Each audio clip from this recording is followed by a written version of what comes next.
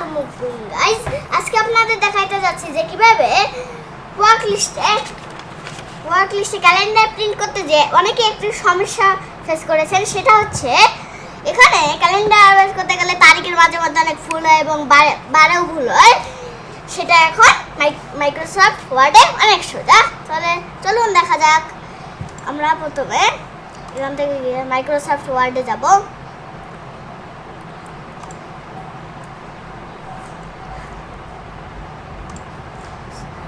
Microsoft ওয়ার্ডে গিয়ে আমরা এখান থেকে অনেক শীট রয়েছে, আমরা এখান থেকে স্ন্যাপশট ক্যালেন্ডারে যাব।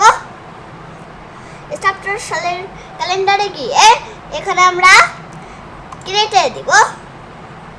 ক্রিয়েটে দিলে আপনারা এখান থেকে যে মাসের ক্যালেন্ডার লিখবেন এবং যেই বছরের যেই মাসের ক্যালেন্ডার লিখবেন সেটা আপনারা এখানে পেয়ে যাবেন। যদি আমি এটা নিচে নামিয়ে দিই তাহলে আমরা দেখছি এখানে অনেক মাস রয়েছে। আমি এখানে নভেম্বর 2026 আমি এখন ওকে করে দিলাম। আমরা এখন ওকে করে দেব। দেখছেন গাইজ, এখানে 2026 সালের নভেম্বর মাসের ক্যালেন্ডার চলে এসেছে।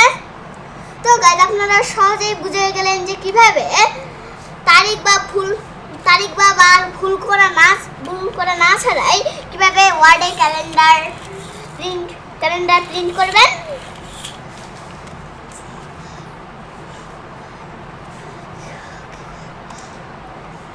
এখানে এটা আমরা সেভ দিব, তাই আমরা সেভ দিয়ে দিই।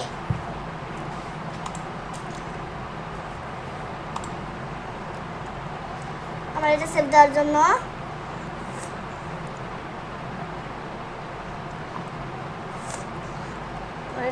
দেওয়ার জন্য প্রথমে আমরা এখানে সোহান ডিকশনারি পেজ রয়েছে, এখানে আমরা সেভ দিয়ে দিব। নভেম্বর লিখে এভাবে আমরা নভেম্বর লিখে আমরা এটা সেভ দিলাম। তারপরে আমরা এখানে যাব। এখানে গিয়ে নভেম্বর 2024 ঢুকলে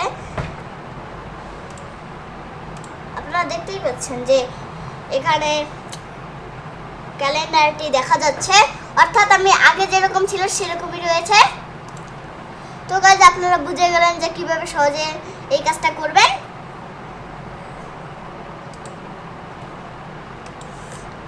ওকে গাইজ, আজকের মতো বিদায় নিচ্ছি। আল্লাহ হাফেজ।